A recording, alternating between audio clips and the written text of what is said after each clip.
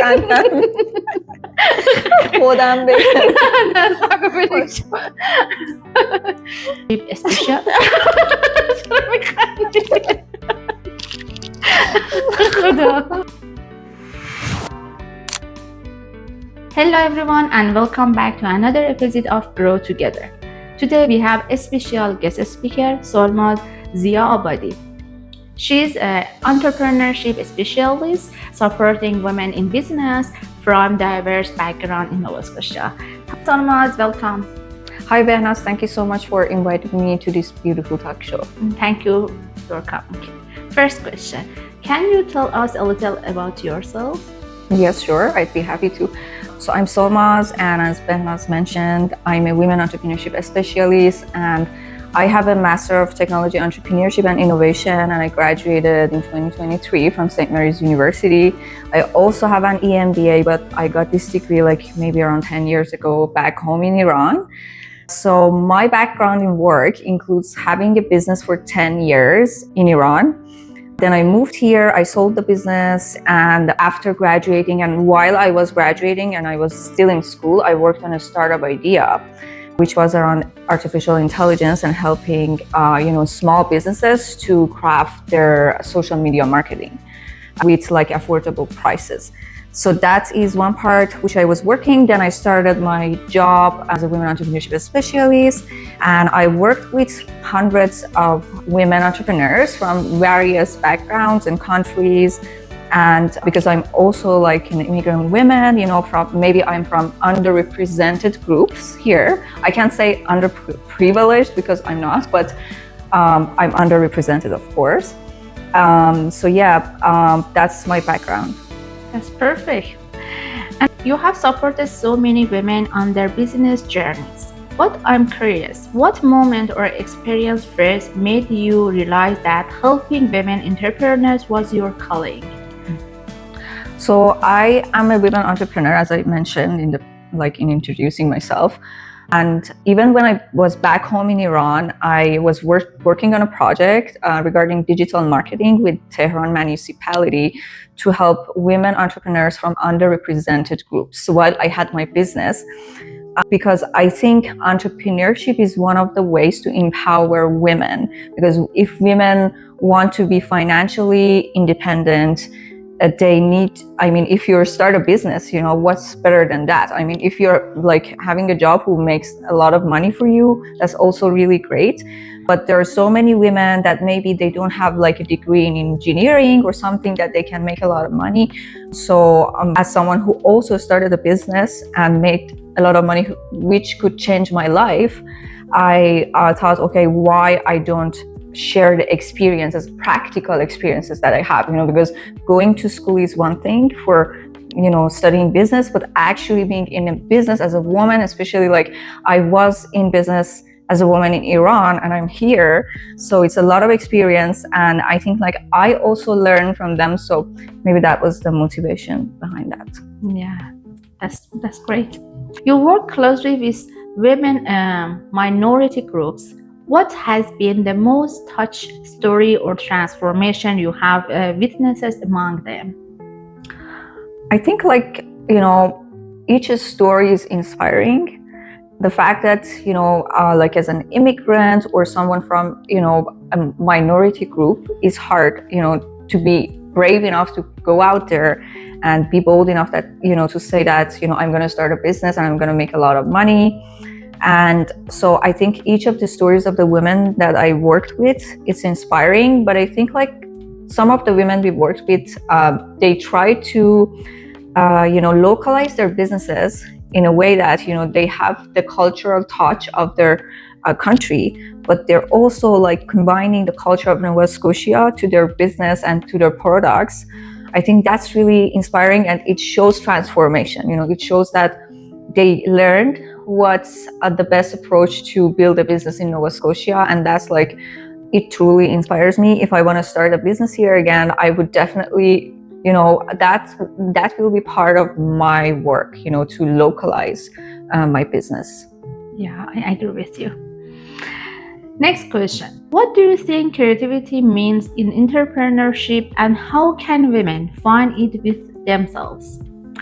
I think creativity, especially as a woman, it comes from your femininity, and like we can see world from a different perspective than men, and because we live in a very male dominant world where there are like patriarchal like structures, it's usually the businesses, the products, the services, the systems are built by men for men, and being creative as a women entrepreneur is where we add that touch that, we're reflecting the needs and problems of women in our products and services, and we're adding to the realities of this world. So I was like reading this book Untamed, which is like a book about like, how women can see the world differently and live differently.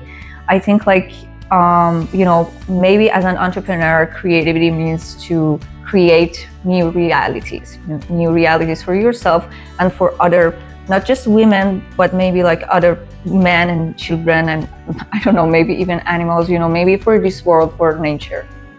Yes, that's great. Many women hesitated to start something new because of fear or self-doubts. Have you ever experienced that feeling yourself, and how did you move past it? I think like all women, most women, not all, go through self-doubt. And especially if you're coming from Iran or Middle East, where women are more suppressed through governments or through like societal structures. Of course, I also have that, but I think like you just have to jump in, jump in, have a great network of women and men allies who are going to help you, and like build the skills and build the knowledge, because that's going to make you more confident when you're going out in the world. But I think just jump in. Yes, I agree with you. I think just keep going. Yes. Starting over in a new country can be challenging. What helped you rebuild your professional identity and confidence in the Canada? It's definitely one of the hardest things. Immigration is really hard, and I'm a strong person. I mean, like everybody around me always told me, including my sister, but it tested, my resilience. Immigration tested my resilience. You need to be patient.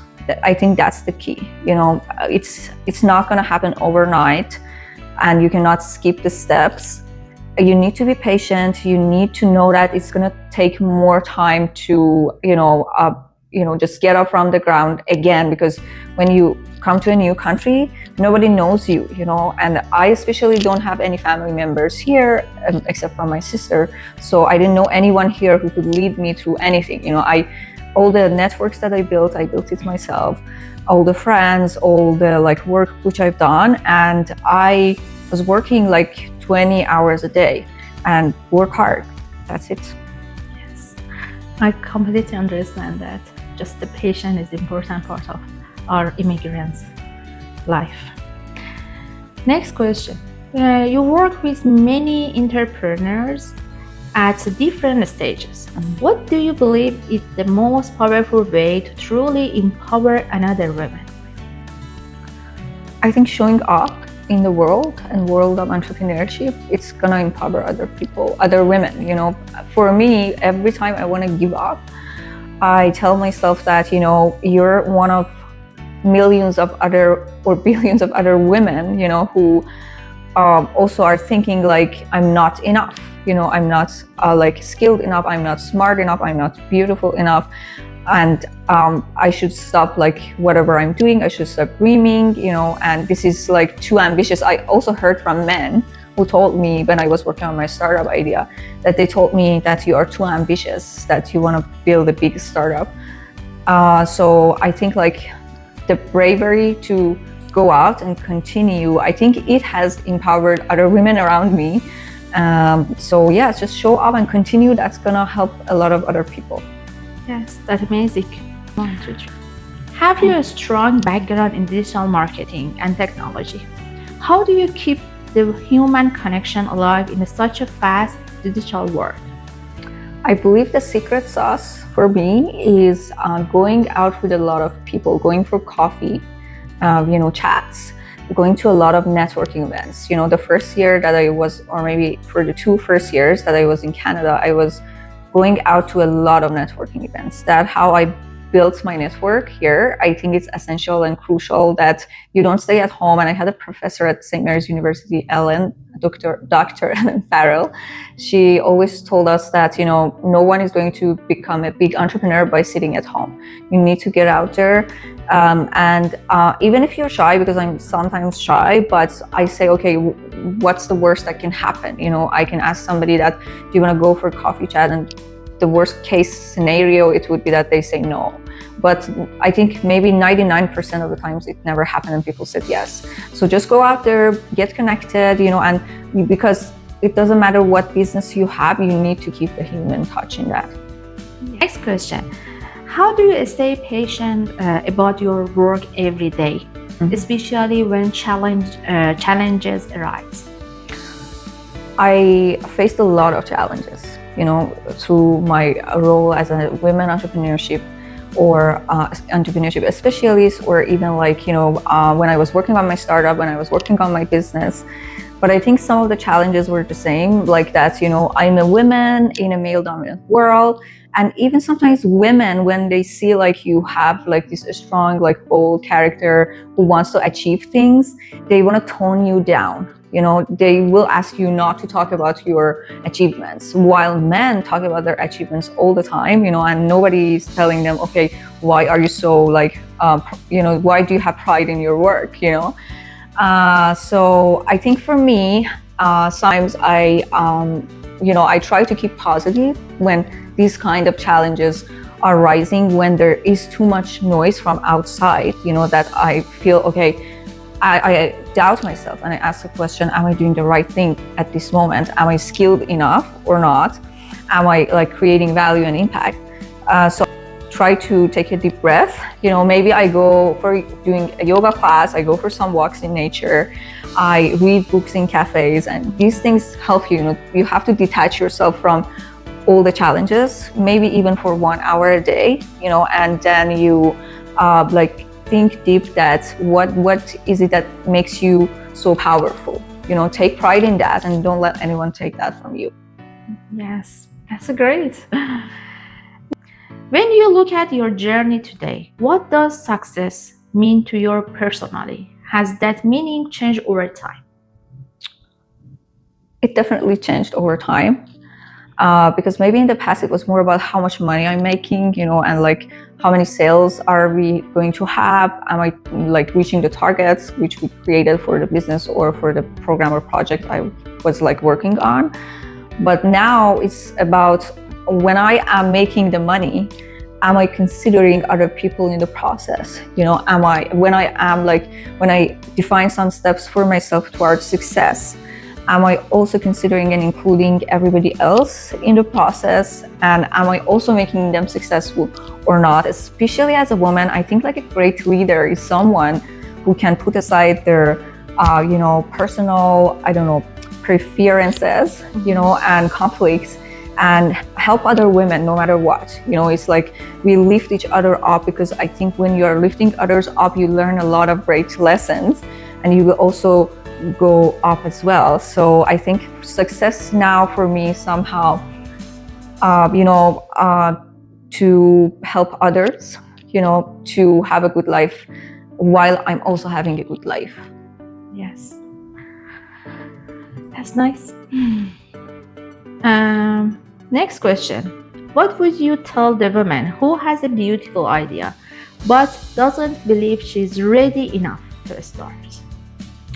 I think they need to create a chart, or they need to create a document, maybe in a piece of paper or in a Word document, that, okay, the business that I'm going to start, these are the resources that I need financially, these are the skills that I need, and look at different aspects of the business. For example, have the business plan, And because I think when you're starting a business, it's important to have a practical and scientific view towards that. It's not just about how you're feeling about yourself, because it's a serious thing. And you don't want to waste your time doing something which, maybe you're not really good at.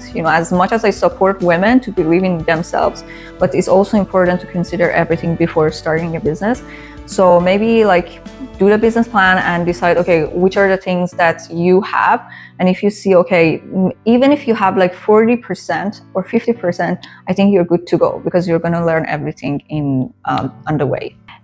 Before wrap up, I want to say thank you so much for following and sharing us with your friends. Please follow on Instagram page and YouTube channel Grow Together by Benza.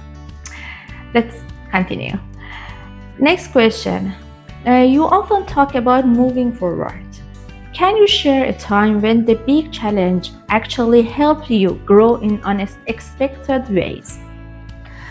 I think, I mentioned that immigration is really hard, and it is, but I faced some hardships and challenges before coming to Canada back home. And like, I was living my life, and one day, something bad really happened. And I felt that it almost broke me. But what I realized was that how I can, put the pieces together back is through work.